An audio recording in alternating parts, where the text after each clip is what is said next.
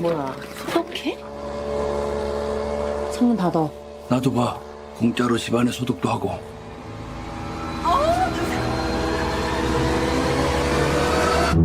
부모님 얼굴도 뵙고 좋더라. 건강들 하시고. 일거리가 없으셔도. 네가 내 대신 얘 과외 선생님 좀 해줘라. 영어. 대학생인 척하라는 거야? 구라를 좀 치지 뭐. 넌 이 좋은 실력으로 왜 미대는 맨날 떨어지냐? 아이씨, 죽을래. 저는 이게 위조나 범죄라고 생각하지 않아요. 참으로 시의적절하다. 기자들이 원래 참 잘 속아. 사모님이 뭐랄까. 풀타임으로 수업 어떻게 하시는지. Is it okay with you?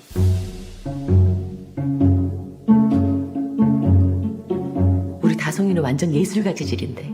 침팬지를 그린 거죠? 자화상이에요. 역시. 그동안 미술쌤도 여러 명 바꿔가면서 해봤는데요. 제가 사람 하나가 휙 하고 떠올랐는데. 아 잠깐. 제시카 외동딸 일리노이 시카고 과선배는 김치모 그는 이사촌.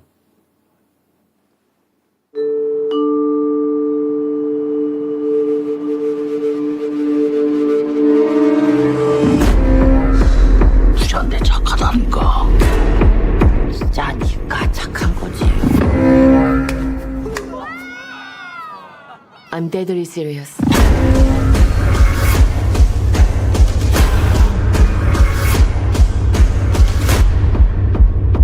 근데 지금 진짜로 이상한 게 뭔 것 같아.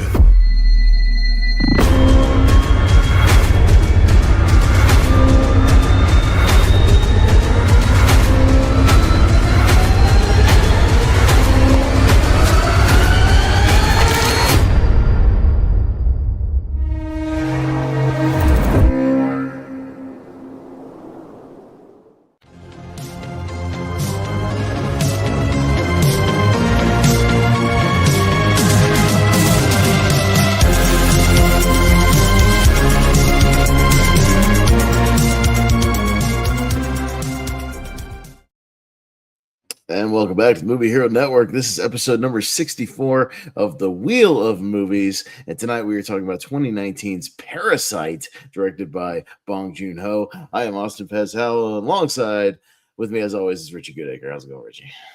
Yeah, not too bad. Getting there. I hadn't seen this movie in a while. Good to get back to it. And there's a reason it swept up all the awards that season because it's a bit of a good movie. I'll put it out there, a bit of a hot take. Good movie. Yeah. No, definitely. This is one that I hadn't rewatched since I saw it in the theater back in, I guess, early 2020, because we'll talk about kind of the release of this movie initially. But yeah, I hadn't actually sat down and rewatched it. But just a nice coincidence that my Regal Theater all throughout March was doing Oscar movies, Best Picture winners and whatnot. And they showed Parasite last week. So I got to go to the theater last week and watch it again in a theater, and Rhonda got to see it for the first time, just in general, and I got to do my rewatch. So that's always fun when you get to go just coincidentally just go to the theater and watch it again, because this movie is good, nice to look at as well. So that was a good thing on the big screen there. But yeah, we're talking about Bong Joon-ho's Parasite, and a very groundbreaking movie in a lot of ways, because you mentioned the Oscars, and that this made history that year with the Oscars, the first non-English film to win Best Picture at the Oscars, and stirred up.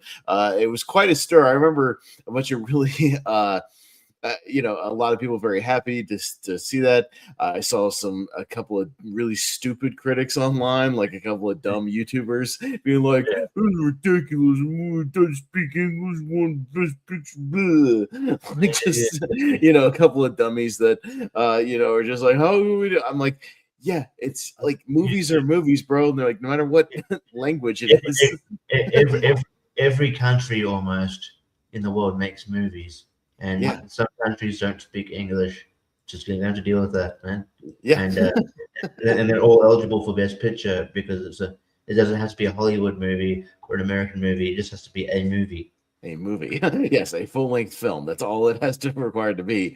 And if it's good enough, yes, to get in there and gets recognized enough, yeah, it has a shot of winning the big prize. Like that's just it's a thing. And the Oscars have been around for literally as of next year, it'll be 100 years. Because the first one was 1927 with Wings. So the Oscars will be celebrating their 100th anniversary next year. And yeah, I mean, I thought it was bound to happen at some point, probably, that a foreign film would win Best Picture at the Oscars. I mean, it was there's been years. I mean, you've seen where foreign films have been in that Best Picture shortlist, sort of thing, like nominated, but has never actually taken the prize till tonight. So I just thought it was kind of inevitable, Richie. It was bound to happen at some point. Even this year, I think Sentimental Value nominated for Best Picture and No, and The Secret Agent, yeah, a couple of them, yeah. And Sentimental Value won Best Foreign Film. So yeah, we could see it happening. And I think the year before was that Brazilian film. I can't remember.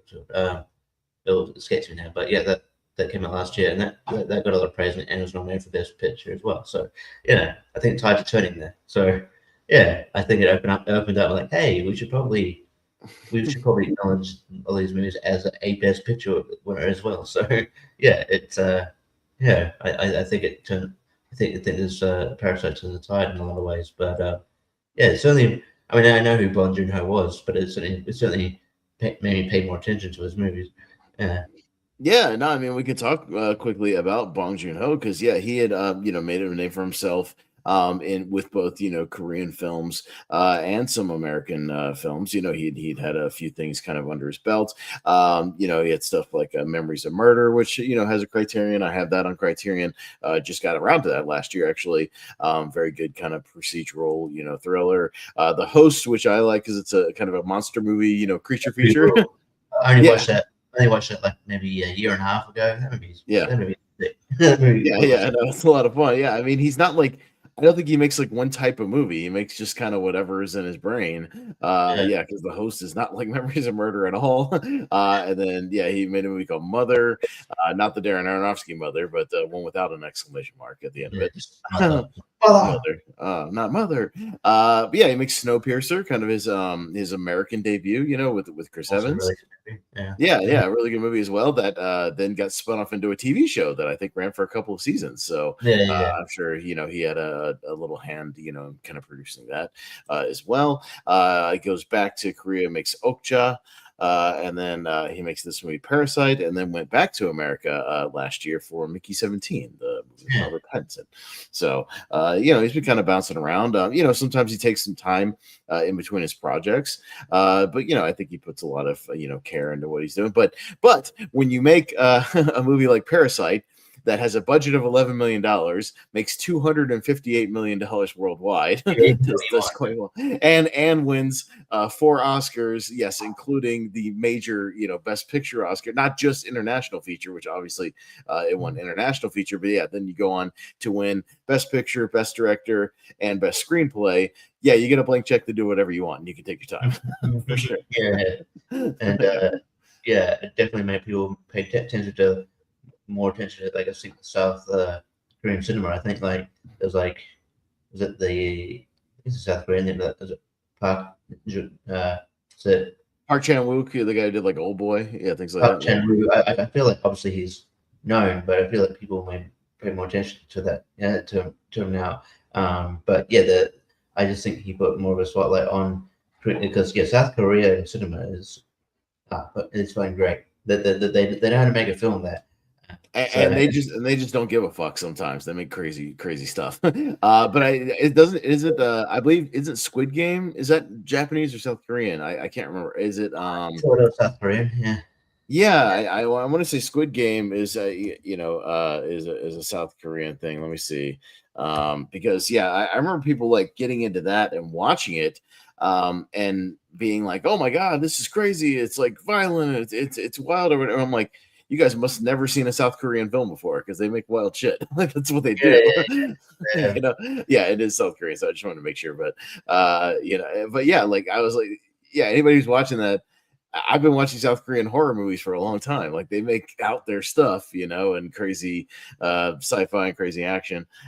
So I've been tuning that for a while, and just Asian cinema in general, I think, does some really creative things, and so it's kind of cool to see stuff like that catching on, because there's other Korean or Japanese, like even just dramatic series getting to traction, like on Netflix and stuff. You see them in the top 10 and things all the time, just random. Yeah. And then obviously, like, I think the Korean pop culture sort of expand, kind of expands. K-pop. Like K-pop's become huge, and then obviously it's blended over to like the movie K-pop Demon Hunters, which meant won Best Animated, which I don't even think of. No disrespect to the other people, not things nominated, but like that was one of the more foregone conclusions of it. Yeah, but I mean that movie's a phenomenon. My niece, who's 4 years old, loves K-pop Demon Hunters. She was watching it in the car. We took her to see Hoppers the other day. She has like a little fire tablet, in the back that she knows how to work. A couple of movies downloaded, and one of the ones she's been watching over and over again is K-pop Demon Hunters. She loves it. So yeah, that movie, it's crazy, and just the K-pop music in general, has blown up, worldwide. There was is that BTS or something? That one kind of boy band. BTS, but they're really big. Yeah, there's a girl group called Blackpink, I think, and then like they spun off to and do all the solo stuff. There was that chick who did a song with Bruno Mars. That did quite well.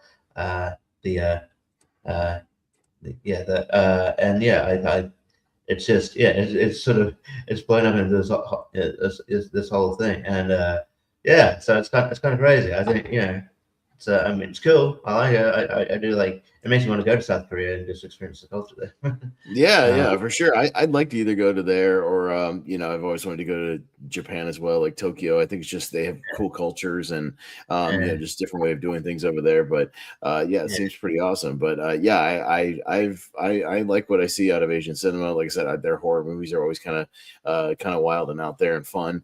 Even when it comes to this is more Japanese, but when it comes to like the J horror stuff, I prefer the original ones to like the remakes they would do over here, with the Grudge and the Ring and things like that. I prefer like Ringu and Ju-on and all that kind of stuff.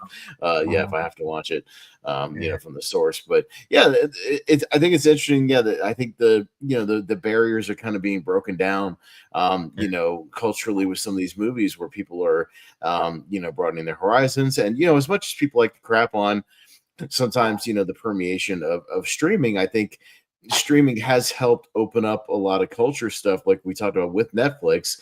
I mean, Squid Game is like every time they bring out a new season now, it's number one on Netflix because people around the world are watching it, and that's how they check it out.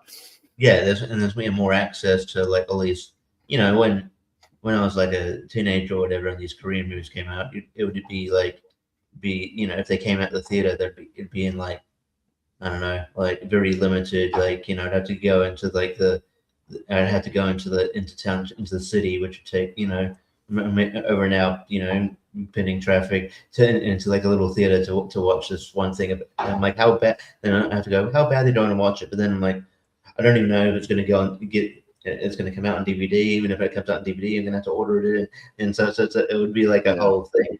But now, like, the streaming service, they won't, obviously they're relying on content. Like, so, eventually you just, it's going to land on there. So it's just like one sort of, at least it's like one click away. So it's more easier to access now.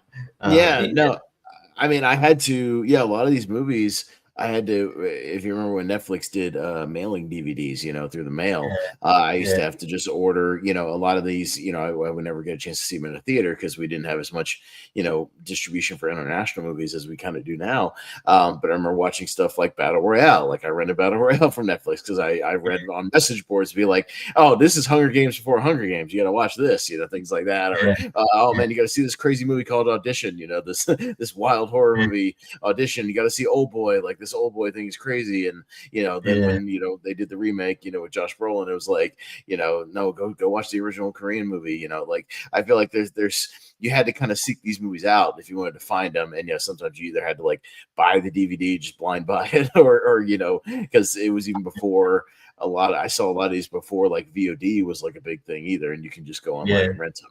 Yeah. So yeah, well, yeah. You'd have to, yeah. Even if and that was back when, like, even when DVD was a thing, and if it was going to come out on DVD, like, it wasn't like a thing where, like, DVDs sort of when they do come out here, that still, it doesn't take that long for it to come out, on DVD necessarily. But sometimes when my dad owned a video store, sometimes you'd wait like up to like 6, 7, 8 months before it, and then eventually I'd get like dad would get like these you'd come home with like these like sort of like a preview, like kind of like these programs of like all these DVDs that come out. That were coming out soon. I'm like, oh, finally! I feel like I saw that nearly a year ago. And so, Right. yeah. So it was just, yeah. I guess, yeah. It's a lot. I'm glad it's a lot easier, and I'm glad people are taking advantage of it. Not just Korean cinema, but just anything. And I think as a result, it's building up more sales too, because there's more people watching and paying attention. Like, we talked about Project Hail Mary. Sandra Hillier? Yeah, Sandra Hewler, who was in like Anatomy of a Fall and Zone of Interest like the year or two before. Yeah, and then she's in that movie, and they kind of transitioned over from like European cinema. Yeah. Uh-huh. Yeah, she's getting and I saw that she was getting in something else, but she's getting a lot more sort of work, and then and she seems like a powerhouse of an actress, but you realize that she's been working for a long time, and then like in sort of the good things, but yeah, that's just now that we sort of we've started to give it more of those movies more of a platform that we're starting to we're starting to acknowledge actors outside of the Hollywood scope. Well, and more people being like, hey, there are great movies that you have to read subtitles for. It's okay, like okay. just watch it, which I don't have any problem with. I told people all the time, I watch English movies with subtitles, like I'm just used to it at this point. So like reading a foreign film, with subtitles doesn't bother me at all, because I'll put on the subtitles just for whatever in English. So that don't bother me in the slightest. And you can get some great stories and some good movies that you wouldn't normally get, kind of broadening your horizons. Yeah. So and sometimes I have to put like on subtitles. It's not an issue. Like sometimes I'll be watching TV and then the carers like doing vacuuming. So I'm like, well, it's either pause it until they're done, B, not be able to hear it, or C, just put subtitles on and read it for a while. I'll put subtitles on. It seems like the easiest option. Yeah, for sure. So just a few production notes, and we'll kind of jump into the movie here. The movie's kind of based on around 2013 when Bong was doing Snowpiercer. He had this idea, and that he wanted to do. He didn't necessarily think it was going to be a movie. He wrote a play. So Parasite kind of started as a play that he wrote, a stage play, which you can kind of see because when you watch this movie, there's not a lot of different locations. It's kind of like the main, the rich house on the hill, right? It's got their little kind of sub, kind of basement house, the basement of the house. You got their sort of little apartment, kind of their little below ground apartment, the main families. There's only like a few little locations, so you can see them kind of doing this as a stage play if they had to, and kind of with the different dynamics. So it kind of started like that. He then got somebody that helped him expand it into like a 15-page treatment, thinking that it could be a movie, and then eventually, a few years later, he wrote a full screenplay, and it kind of became his next project after Okja. So it kind of been in the works for about 6 or 7 years before the movie actually kind of came about. As far as the production design, which it was also nominated for production design, didn't win that year, but it was nominated. Everything was built from scratch. So that house on the hill, they had like kind of a studio lot that they built, that outside house on. Now the skylines and things around it are all CGI. So that stuff is special effects because they built this on like a back lot essentially, but they did build the exterior of the entire house and that main floor that you kind of see in through the, through the yard. That's like even with the yard, that was part of the set as well. So you could walk directly into it, walk around.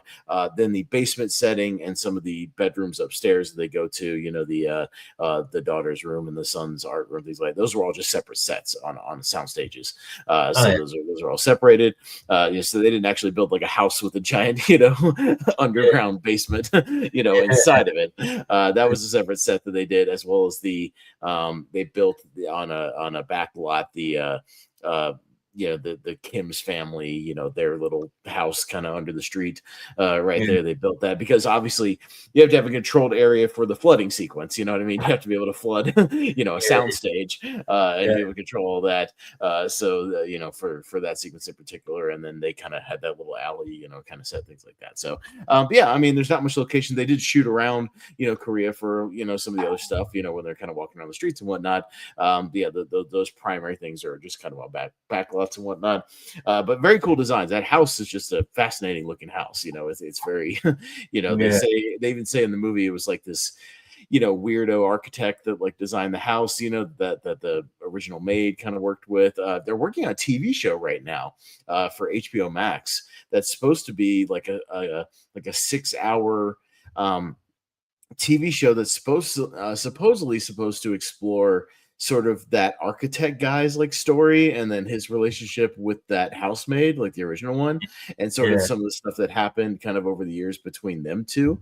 So that's supposed to be like kind of a spin-off show that it was supposed to gain traction in 2020, and then COVID kind of put the kibosh on that initially.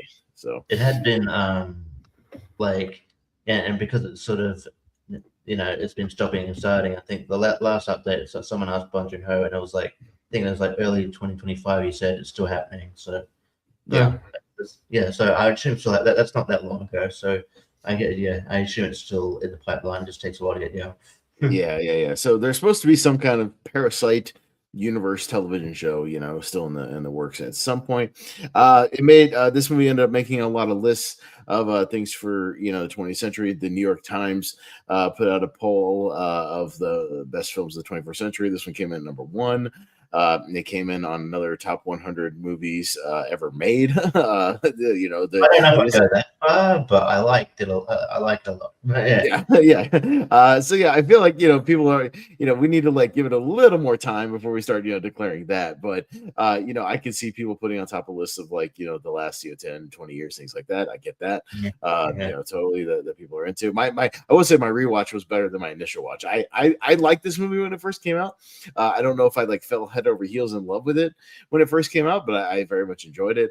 But my rewatch was very good, and especially once I did kind of a deep dive, I ended up watching like some video essays and some things on YouTube, kind of digging into the minutia of the movie, and it kind of gave me more of an appreciation for it. So, and we'll get into a little bit of that. We talked about kind of the Oscar stuff, and then there was like kind of a staggered release where this movie got first debuted at Cannes and won the Palme d'Or at Cannes in July of 2019. Got its first initial release in October of that year in your New York, LA, limited release kind of thing, and then kind of slowly sort of rolled out over the next couple of months, and it rolled out even IMAX, and then it was like the biggest release was like in February of 2020, like right before COVID. So it got people were able to see it, and then like COVID hit, so people just barely got a chance to check it out like right before COVID got kind of got crazy. So they got and it also got a push that year once it started getting nominated for the awards, and then once it won Best Picture, it got another re-release that did very well at the box office. So that post-Oscar bump, if you will. So good stuff there. Quickly, box office for October, what I went with for 2019, I just kind of had to pick a month, so I just went with the first time it got sort of the American, somewhat of a release. Big movie that month was Joker, one of the other big Oscar nominees and winners that year. People will forget, man, that first Joker, say what you will about Folie à Deux not doing as well, but that first Joker made over $1 billion, so that movie was massive success. Crazy. Even though I knew it was probably going to be a popular movie when it came out. I didn't expect it. I didn't think it was going to be $1 billion film. I was like, that's crazy. But it is the only film I don't really go to the theaters multiple times. I did for Joker. So I watched it 3 times in theaters. Yeah, I like that movie quite a bit. The Addams Family, the animated reboot, making some money in October. Maleficent, Mistress of Evil, which I forget exists sometimes. Some movies that I forget are a thing. That's one of them that I forget Yeah. like happened. Zombieland Double Tap, which I also kind of forget is a thing because I only saw it once. Gemini Man with Will Smith. You've got I like to forget that. I like to forget that's just a thing. With another Asian director who's really good, but a misstep. That was Ang Lee. Ang Lee, yeah, Oscar winner Ang Lee, yeah, that's a bizarre one. Downton Abbey, the first movie that they did, came out that year.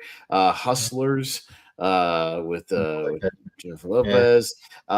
Get It Chapter 2 in the box office. Ad Astra.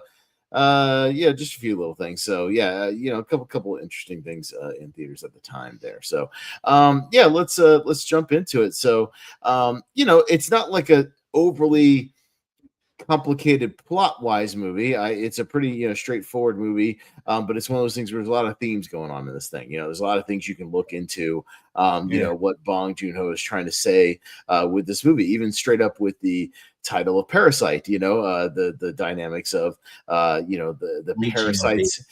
People like parasites. That people are parasites, and people worming their way into a system, or even leeching off of the system and whatnot, or you could even say it's the rich people leeching off of the poor people, and inflating their wealth. There's a lot of things where you can look at two different sides of class stuff, throughout this movie, back and forth with what he's trying to say. It's I like those ones where it's like kind of there's different, like there's a whole like section on Wikipedia on like interpretations. I always find it interesting when even Wikipedia has to have like a section for like interpretations or themes or fan theories or whatever. If you go look at for instance any like Stanley Kubrick movie always has like stuff like that. 2001, whatnot. But yeah, this movie has a ton of people really looking into things. I found a whole comment section on a video essay with all these people pointing out these little like callback setup and callback things throughout the movie that you might not even think about throughout the film, or might not catch until you watch it like multiple times. There was a few of the ones I was thinking about was somebody had mentioned like there's a dropped line about how the housemaid, my God, she eats enough for two people. Well, she was eating enough for two people. You find out later in the movie. There's little things about like the rock. That the rock that they latch onto, the prosperity rock or whatever, it's fake. That's why it like floats at the end in the little pond. It's a fake rock. And it symbolizes kind of the flimsiness of this hope that you'll ever kind of improve your situation, and the kind of false hope that it gives. There's stuff with the fumigation at the beginning where they're fumigating the apartment, that there's a theory that the dad, his sense of smell doesn't work, which is why he can't smell himself. They're always commenting on his smell. Which is why he's got this certain odor. Well, the dad said he smelled like a boiled rag.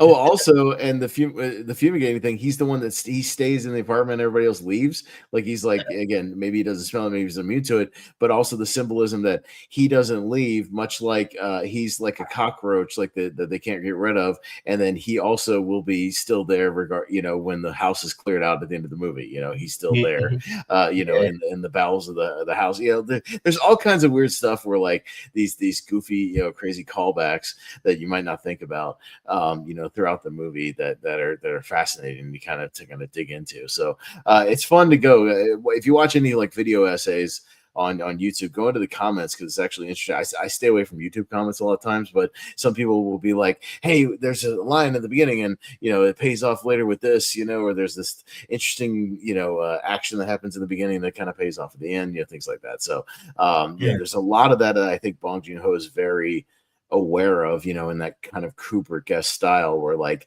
I don't think anything's an accident, Richie. A lot of this stuff is like very intentional. The little lines and the things that happen, some of the actions.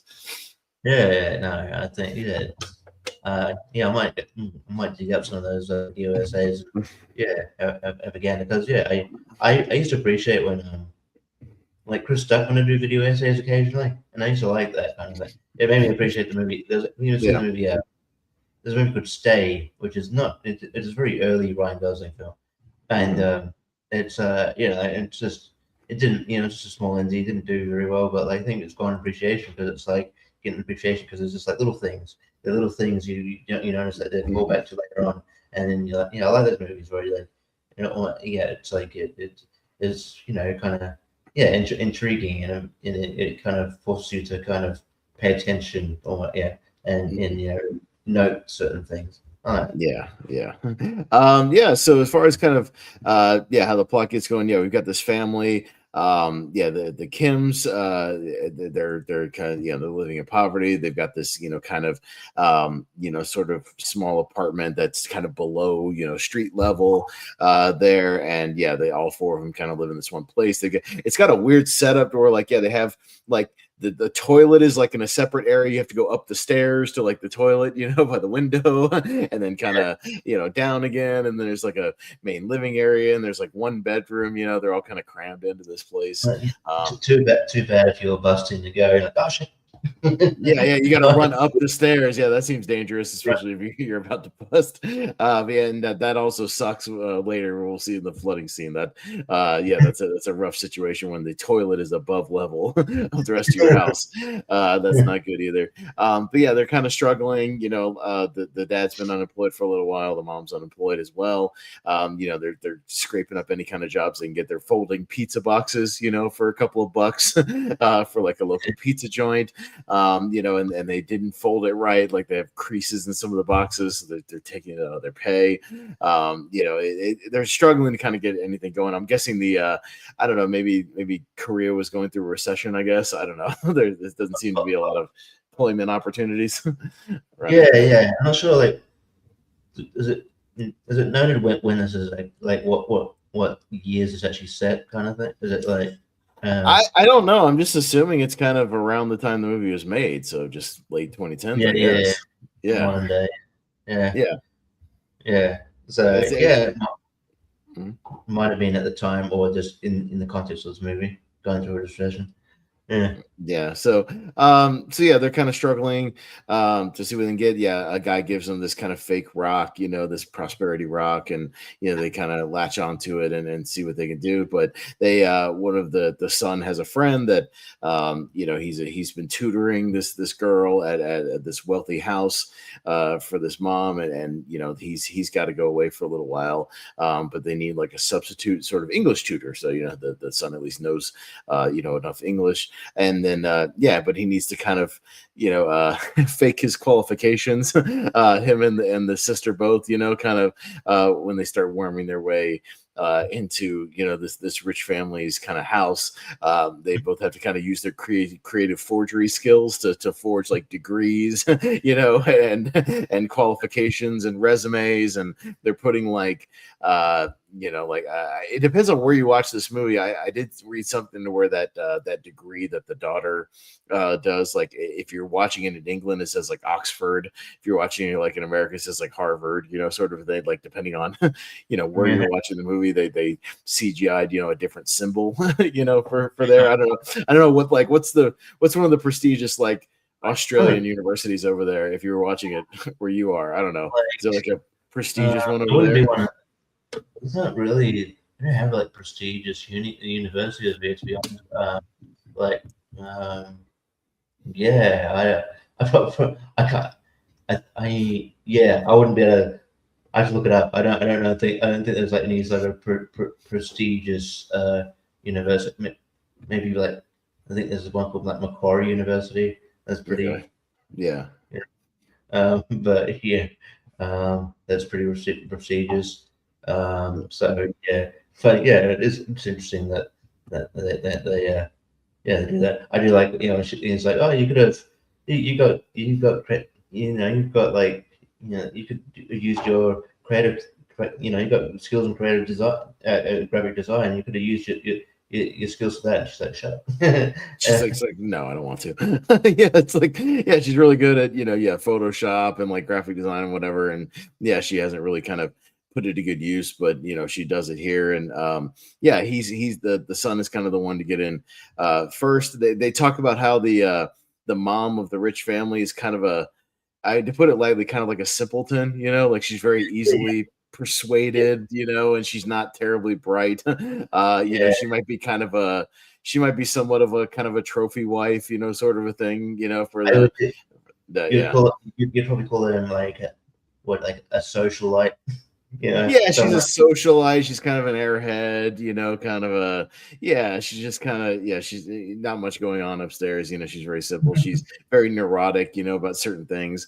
But yeah, he's able to kind of weasel his way in, as his English tutor and gets in there, but he's convincing enough to where he gets the gig, that he's going to get, paid, once a month to do this. So he gets in there, finds out that the son is like this, he likes to draw. He's not a very good painter at all. Like the son stinks. He just makes very sloppy thing. Yeah. But they still instead of like because we all had those things where we it's like oh, that's great, that's adorable, it's so good.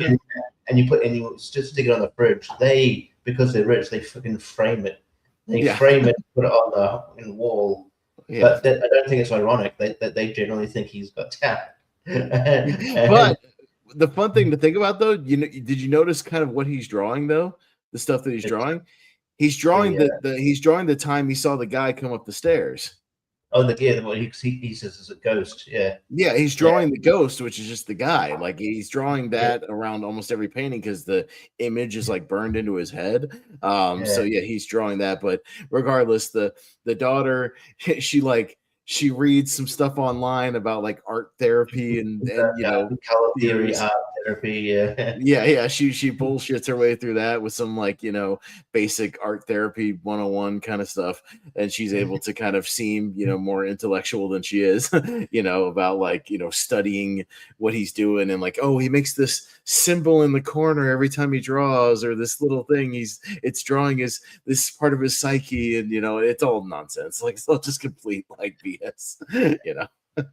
But I guess also she wants to maintain sort of importance and authority, so she's just a complete bitch to the maid.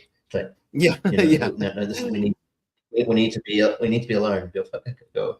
Yeah. Please don't disturb us while we're doing this. Yeah, leave the snacks outside the door. Yeah. She's being very she has to pretend that she's kind of high society when she's not.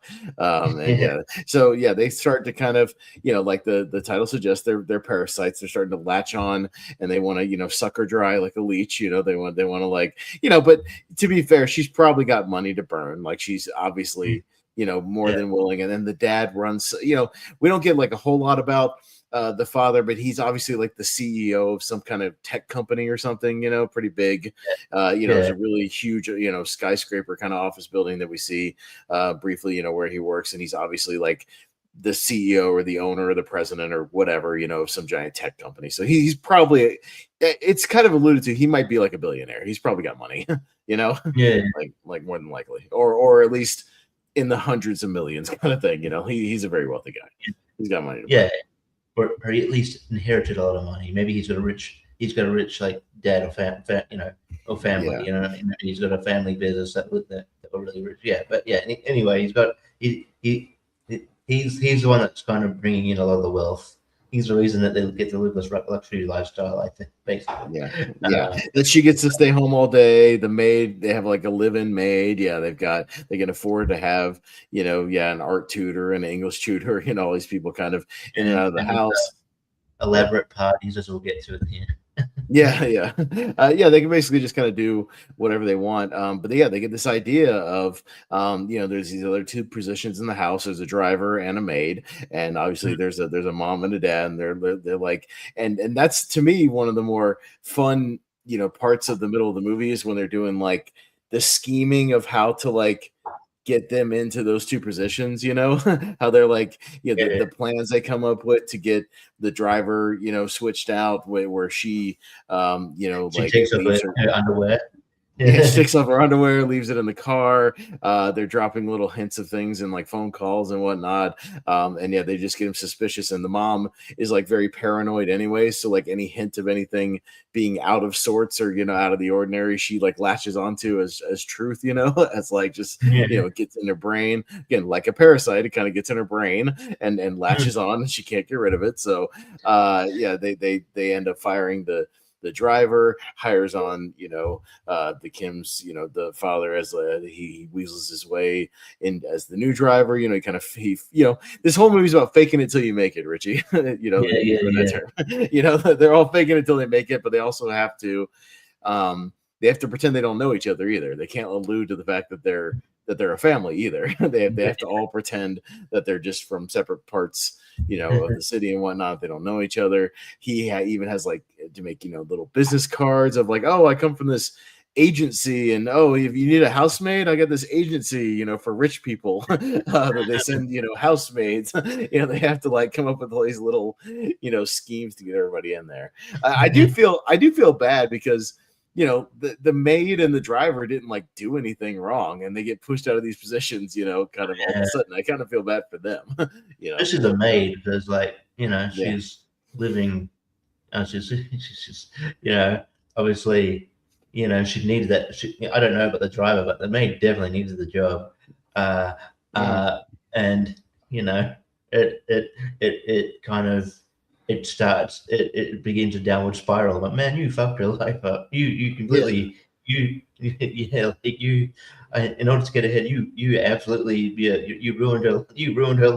You ruined her life and put her on the streets, like literally. And then it turns into a domino situation as we find out, because there's a twist kind of in the middle of the movie, to the story that was revealed. That I remember the first time I saw this, Richie, and you learn, when we get there, and obviously the mom she gets in as the maid, so they're able to weasel her out. They think they're on top of the world because all four of them have a job with this family. They're all getting paid, they're able to eat, they're doing good, but there's something wrong. The maid shows back up one night saying she just needs to get some personal items, or she left some stuff here. The other family is away camping, and then so they feel safe to chill in the lounge room.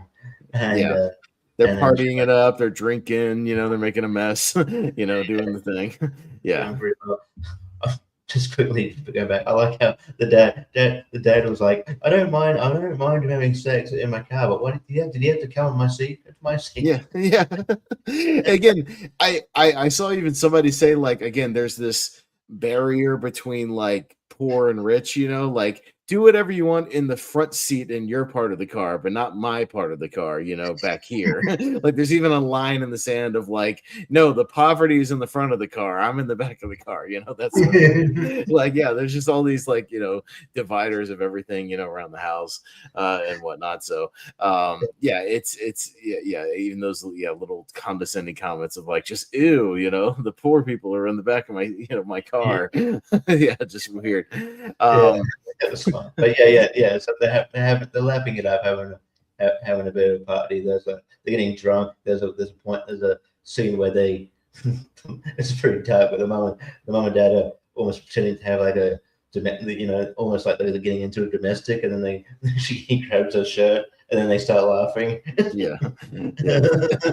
they fake out the kids, because they're just goofing.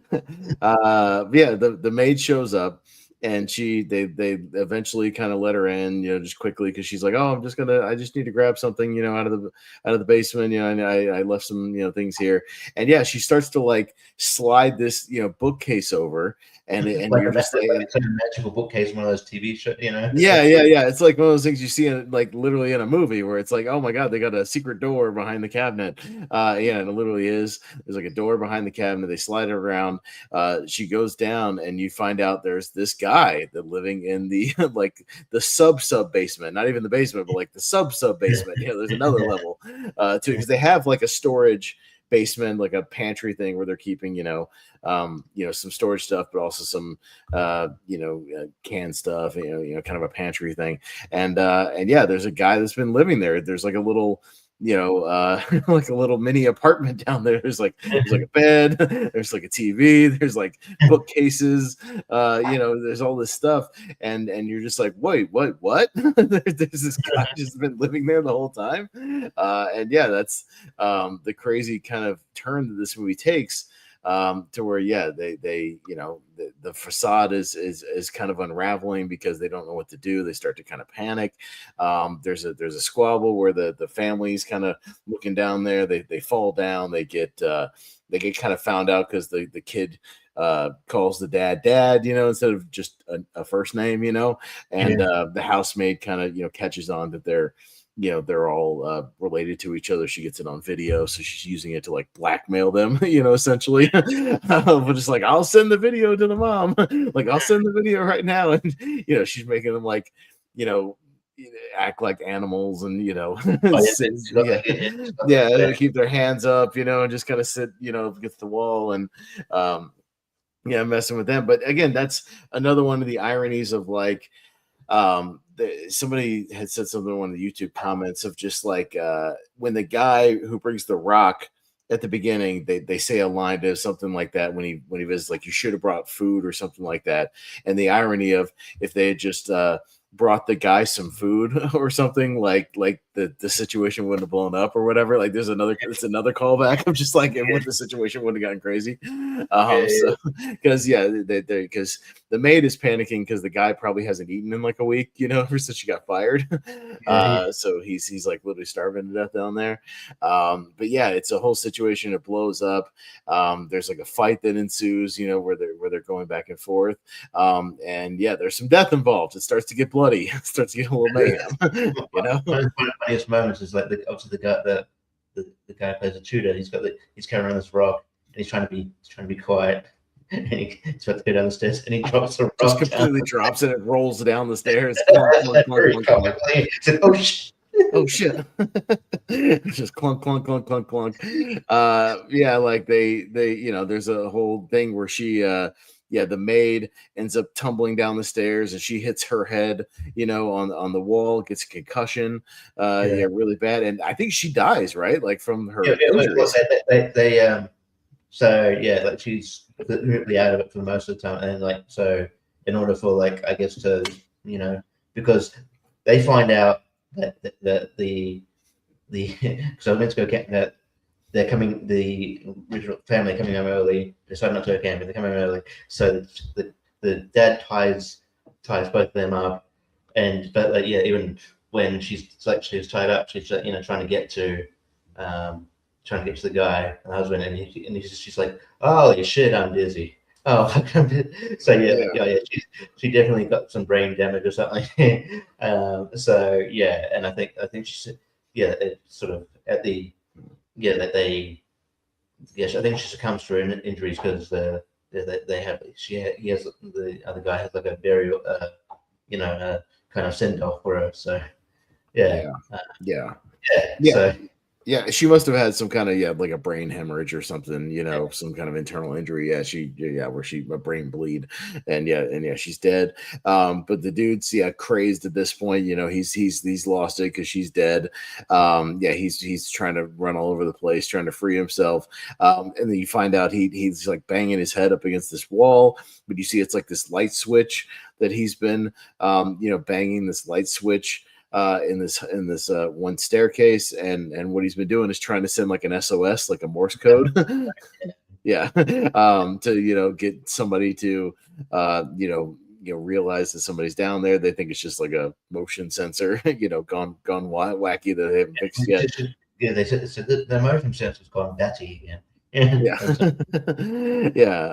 So I mean, it's a whole situation because now they don't know what to do. They've got a dead body in the basement. They got this guy tied up who's unhinged now because his wife is dead. They're almost found out as a family, and it's all kind of going to shit. And they're expected to be at this party. They're having this party for their kid, and they want this elaborate Cowboys and Indians thing, or I guess it's just Indians or something. They want this elaborate staging of something, and it's very weird. And it's like they even got like 2 cakes where it's like a birthday cake, and then she brings out another cake. And it's like, oh, this is like his recovery trauma cake. Well, because it's been a year since he got traumatized when he saw the guy, which they didn't know at the time was the dude in the basement. coming up to get food. And we kind of learn a little bit about the backstory that she's been, sending him food down there, for a long time. We get allusions to what his story is, that he got in with some like loan sharks or something, some really nasty loan sharks, like really bad, to where they're still, even years later, like looking for him, I guess, to where like if he ever even got out. Because there's also a thing that I didn't notice the first time, Richie, with the maid. When she comes back to the house for the first time and all the shit hits the fan, she's got like a black eye. Did you notice that? So I think what happened was the loan sharks got to her since she was out of the house, because she wasn't living there anymore. And they got to her to try to get to him, I'm assuming, right? For like the loan shark stuff. So they like beat her up, trying to be like, where's he at? Where is he? We need to find him, like whatever. Because man, he must have taken out quite a hefty loan and not paid it back. I don't know how much he took out, but Jesus, he must have like a super gambling problem or something. In order for you to like can completely go into hiding and potentially risk, starvation. You must have. Like I meant, there must be like the number of people going after you is probably in the double digits at least, I would say. He must have done something really horrible to still have people be looking for him. Because she said she's been on there for like 4 or 5 years, something like that, on end.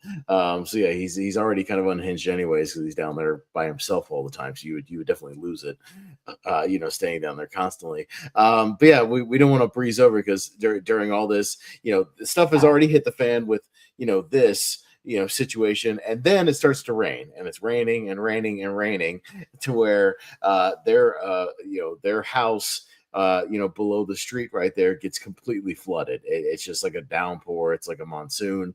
They get flooded. There's that crazy shot where the girl is sitting on that elevated toilet, and it's just pumping up from the toilet, like the sewage water, as she's like sitting on top of it, smoking a cigarette. It's a wild shot. And they just, it's completely like devastated.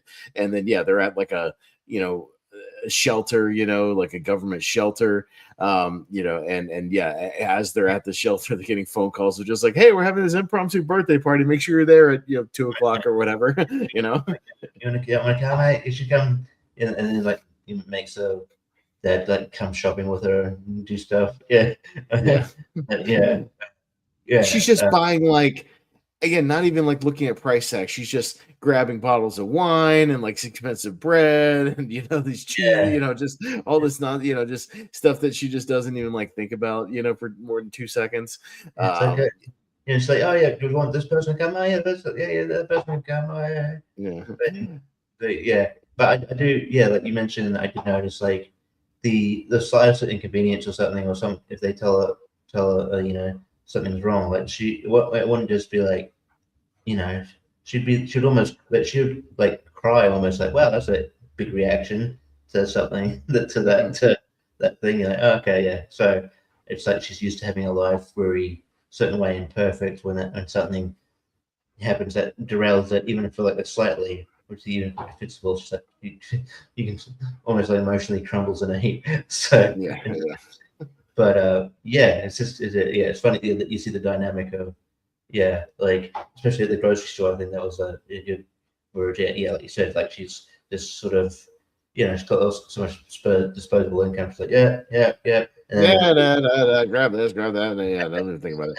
And the dad is still in poverty. He's just like kind of the shovel look behind him, and they just got this very defeated look in his face. Like, it's a very well. There's a good transition also during that sequence where, before the party, she's sorting through this giant walk-in closet, picking out, whatever dress she's gonna wear, whatever, and then they cut to all the people in the shelter just digging through piles of donated clothing. Another, just really good like transition, the dichotomy of, the rich versus the poor, the abundance and the desperation, sort of thing. So again, that's not an accidental at all. That's very deliberate. There's a lot of stuff like that in the movie.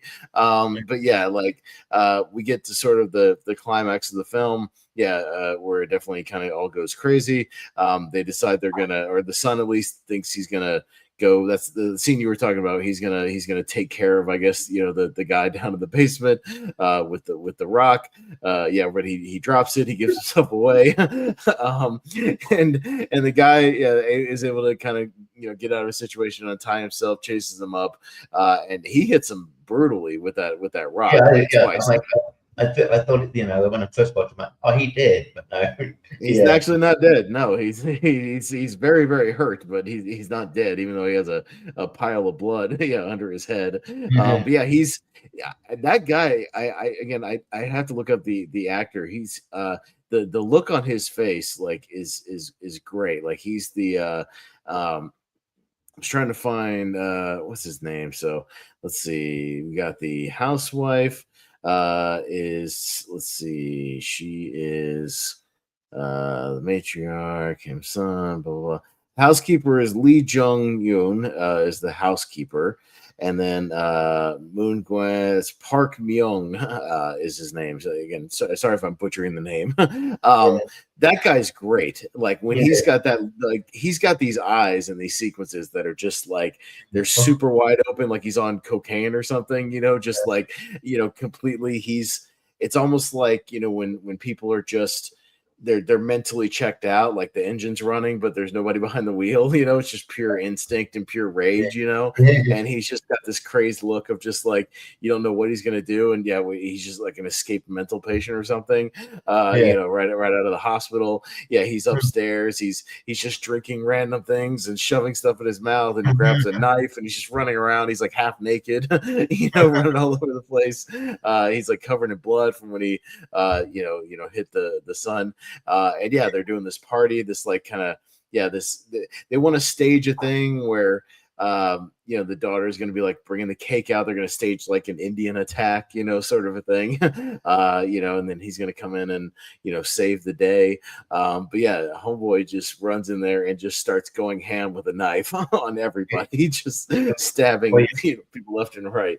Well, he first, because I was, he first stabs, you know, I guess they call her Jessica, but they stab Jessica with the cake, and then it's like, oh shit, and then it all hell's breaks loose where, you know, and then the mom gets up and then they get into a tussle, and then everybody it's just all hell breaking loose. Holy shit, and then it's and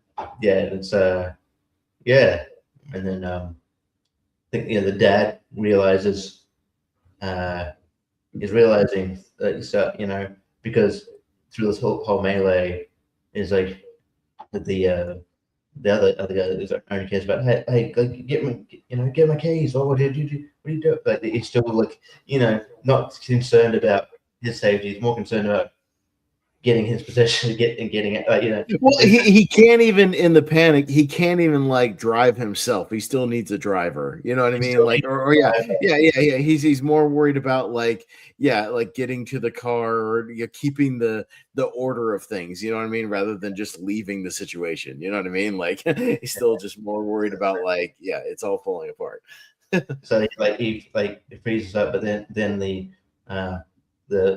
the wife and the crazy guy that they tumble and fall on the keys, but eventually they roll off, and then the guy just gives the keys, but then he makes another comment like, ugh, like, because the smell. He's like, ugh. Yeah. And then I guess that was enough. He's like, fuck this guy. Well, I think it was a combination of that, but also the dad, he realized that the situation is screwed, that they are made, you know, they are not going to get out of the situation no matter what happens here. Their situation is gone, and they are going to go to jail unless something drastic happens. And I think he also makes a conscious decision to take the heat off of, you know, the rest of his family.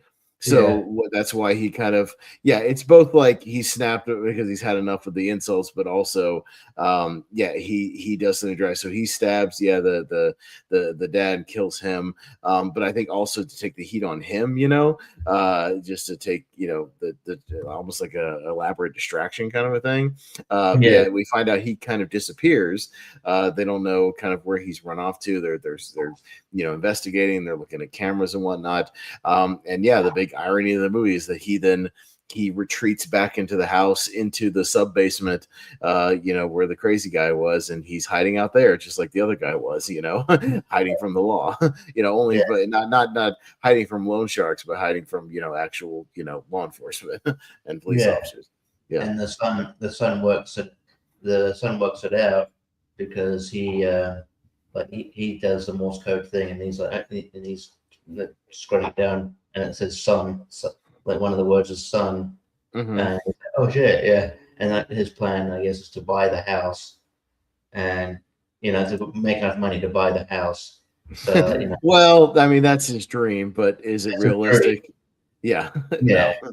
it's an that dream. You got to, he wants to get a job, earn money, and then go to like university and stuff like that. I feel like, maybe get qualifications to do. It's a bit. He's got it a bit kind of. I feel like he's dreaming about the perfect scenario where he'd be able to go to university and then get a great job, and eventually, and he's not even that much older in the dream when he buys the house. He thinks he's just going to be instantly wealthy and successful, and able to afford this house, which is obviously like in whatever terms, I don't know Korean money, but he would be multi millions of dollars, maybe in tens of millions of dollars kind of a house, what I mean, like with its own land and everything, right? Like super expensive home. Somebody even, I think the actor, I read somewhere that somebody asked the actor how long it would take him realistically to scrape up enough money to buy the house, and he said like 500 years or something like yeah. So it's definitely like a pipe dream that realistically it's more of probably an F your feelings ending that dad is going to be in that basement for the rest of his life, most likely. He's not going to get out of there. He's not getting out of there, because if he comes out of the basement, he's sneaking the food and whatnot, he'll survive. But he either stays down there and lives, or he comes out there and goes to jail, obviously, for murder for the rest of his life. It's a similar-ish situation to the guy that was down there before. You stay in there and live, or you come out and probably get killed by the loan sharks, most likely. It's a damned if you do, damned if you don't situation where you just stuck. I love the idea, because like when he came out of surgery, and I guess he was still like suffering from brain damage, so he just laugh at stuff. It was funny. And then the cops are trying to give him information. He's like, oh, these cops didn't look like cops, and he'd be like, and then they would ask him stuff, and he'd even like said some more, and they'd get really butthurt that he was laughing at. I don't know, and he'd even laugh at like there was like a memorial for the sister. He was like laughing at that. It's just like, because it's, I don't know, but obviously he recovered a little bit. But I thought that was funny. The family's disheveled, the daughter's dead, the two that are around, the mom and the son, both now have like criminal records now, because they didn't go down for anything major, but they did get indicted for like, it was like fraud and forgery or something, things like that, scammy type stuff.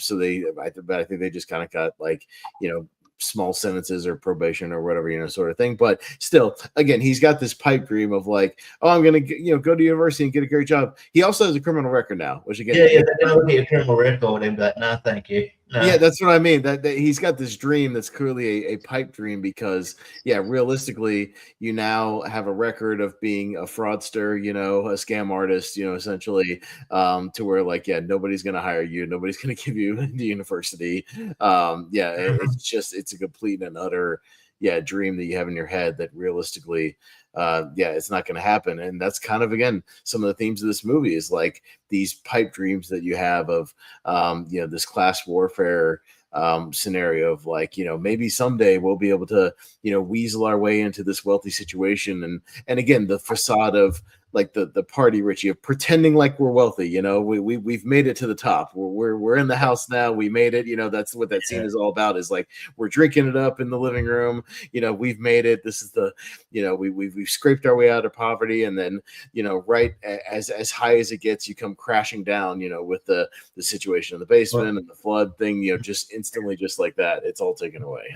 Another thing we didn't bring up, I guess, and I think it was also just to try and weasel in to get rich. I don't know if he actually. I mean, he might get it right, but like the the girl he's tutoring, they end up having a relationship. Yeah, So, yeah. but he keeps mentioning like, oh, well, we'll get married and then I'll, this, I'll have fortune, yeah, but it's more like a money.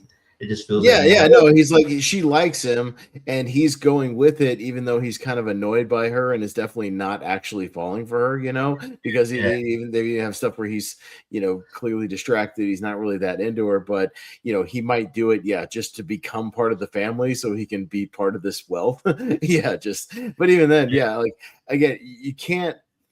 He hasn't thought it out, because if he did that, you would have to go like file paperwork. Like they'd find out who you are. Like this is not a very elaborate plan. You know what I mean? Like it's they haven't really thought this out. They're just seizing, whatever kind of opportunities they can and latching on. But it's all a facade. It's not actually going to work out. Yeah, but it's like, it's the whole idea of like chasing that kind of the wealth, getting like seeing it firsthand, getting close to it, but then ultimately, kind of almost leaving worse off than you were in a way. Right. Because at least when you were, at least when you before that, when you're poor and struggling, you're still like, you're probably considered a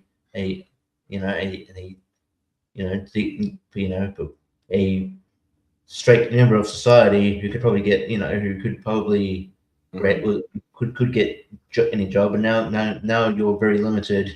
You're probably just going to have to rely on maybe getting a job of people who might turn a blind eye to criminal records or something like that. Right. I don't know how you're going to make it.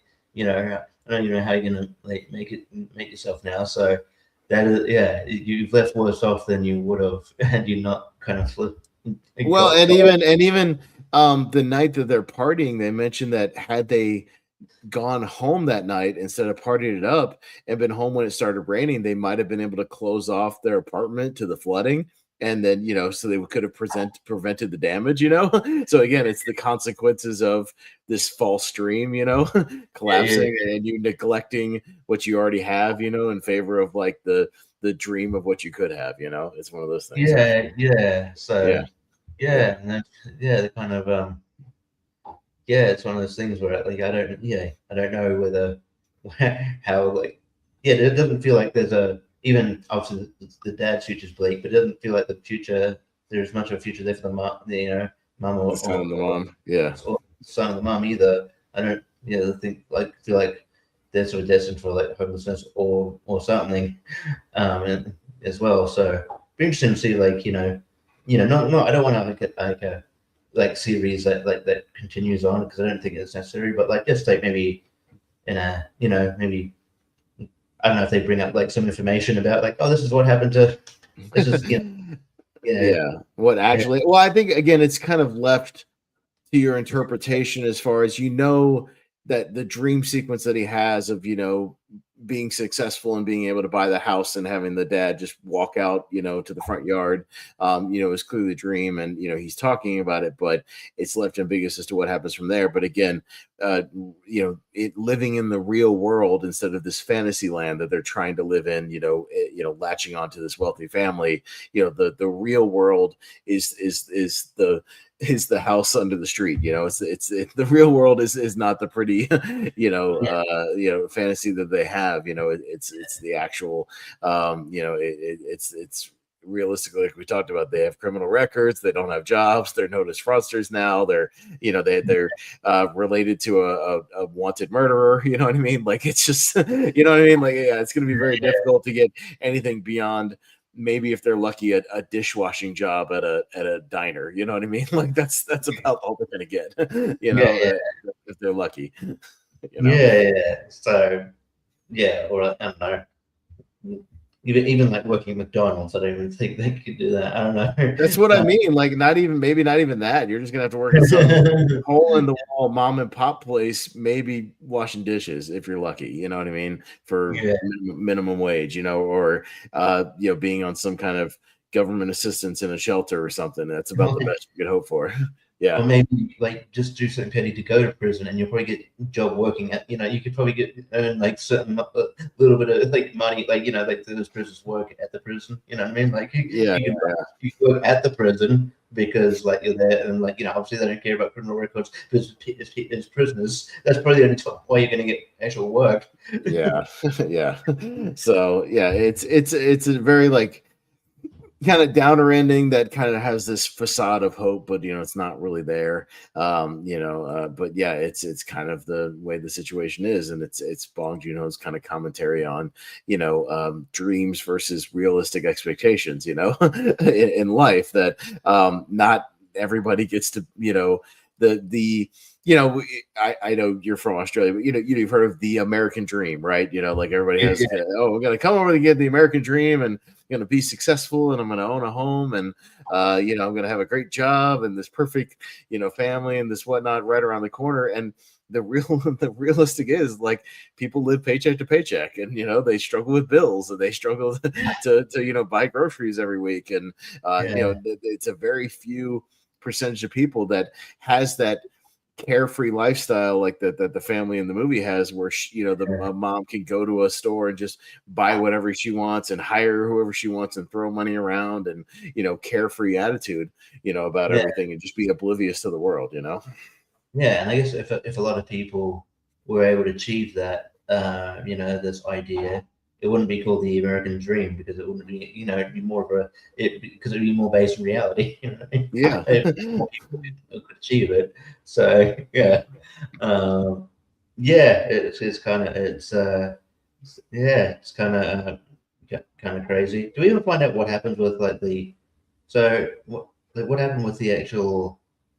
Because I don't remember if we saw like the the chick he hooks up with, if we saw her after the party, I'm guessing the daughter who was being tutored or whatever, the whole family, in general, they moved out. They're gone. They left the house. Yeah, they moved out, and they said that like a German family moved in or something like that. They bought the house and moved in, so they're gone wherever they are. They're split. But even the irony in that, the rich dad is dead. He probably had some kind of major life insurance policy, as most of those guys have. You know what I mean? You know how like most of those CEOs and whatnot will have like crazy life insurance policies to get paid out if they die. So even then, in his death, they probably profited. Even from his death, right? Yeah, that's one of the crazy things. It's most likely, if I had to make a realistic, jump there, he probably had a multi-million-dollar life insurance policy for himself. As they do. Yeah. It's an interesting thing with life insurance, because there was a running joke in this true crime video thing I watched, but because it's like, a good percentage of his cases, the motive is life insurance. It's insurance, insurance payouts, But I mean, they would probably get the payout because there was multiple witnesses that said there's just this crazy man came out of nowhere, seemingly they talk about in the news with no motive, just out of nowhere, and died, and then he was obviously murdered by the other guy he employed, so they would probably get paid out, and so even in this trauma, traumatized again, they're gonna be fine, so it's just, again, they, even in tragedy, they still come out on top, which is, should be remiss if I don't mention this, but not to too much of a downer, but the guy who actually plays that dad actually passed away in 2023. The guy who played the guy who plays the rich dad.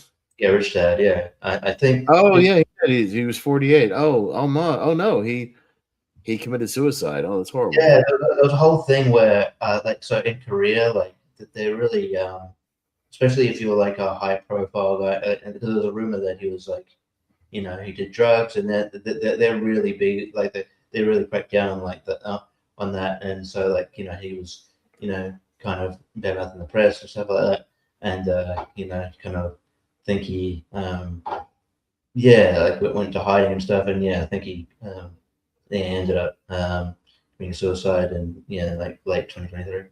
So that's I was watching this trying to work out which character I had to look it up. I'm like, oh, it's him. Okay.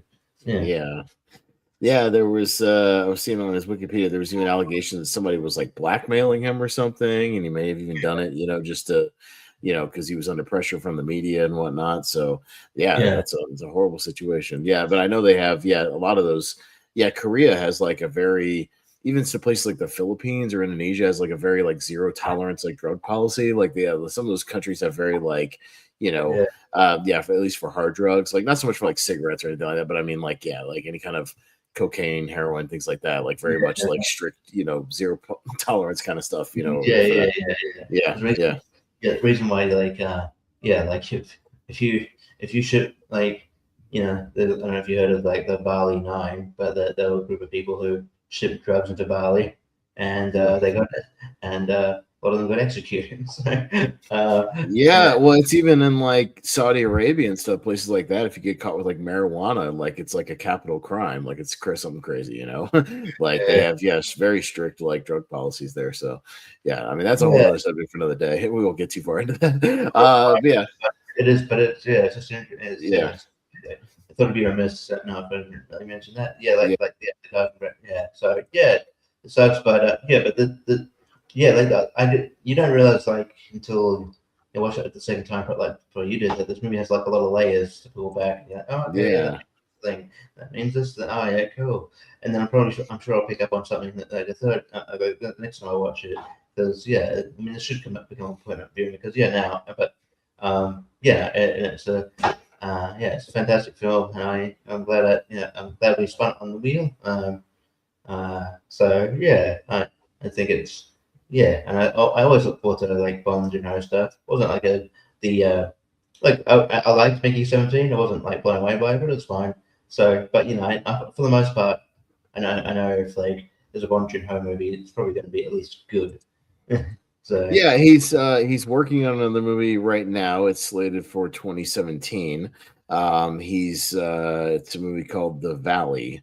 And it's actually an animated movie. So he's working on an animated film. okay, So that's yeah, like you said, he doesn't want like to be pigeonholed in genres. He just goes. yeah, he bounces all over the place. He's got police procedurals. He's got like sci-fi creature features. He's got dystopian stuff like Snowpiercer. He's got dystopian space sci-fi like Mickey 17. Yeah. He's got this like class warfare kind of thriller. With Parasite. He's all over the place. Yeah. Next project you hear about, he'll probably direct a script written by Judd Apatow, like a comedy or something. Like a comedy, some slapstick comedy. Let's wrap it up there because we got some wrestling to talk to. For anybody curious, I don't know, we kind of dabbled in it, but I don't think we're gonna do a Chuck Norris episode. It is what it is. Like R.I.P. Chuck Norris, but like he's not like he wasn't the greatest actor in the world. He's more of a meme than like an actor. I don't know. His most well known like movie like that he's the main star is there's like Delta Force, and then there's there's Code of Silence, Invasion USA. I mean, he did like the Bruce Lee movie Way of the Dragon. I mean, there's things, but like there's nothing that sticks out to me to where it's like the one like the day thing. You think of Chuck Norris, you think of memes and Walker Texas Ranger. He's Walker Texas Ranger. Right. Exactly. So there's gonna be like there's no disrespect to people if actors pass away who are if they're more TV than film, I probably wouldn't. But and Chuck Norris, I feel like because of Walker Texas Ranger more TV and he's more of a meme. He didn't really work a lot after like what the after the 80s, really, like after his like 80s action canon films run, he didn't do like a lot of stuff after that, other than cameos and popping up. Expendables 2, cameo and Dodgeball, things like that. But it's like, I don't want to like watch a movie that end up like don't really liking, or he was never really like one of my guys, like as far as that I kind of watched a lot growing up, everything like that. So I just don't want to be like under enthusiastic about it if we do it. So R.I.P. to Chuck Norris. He was like a pop culture icon for sure. Like people know who Chuck Norris is, and and it's certainly a sad thing to hear. But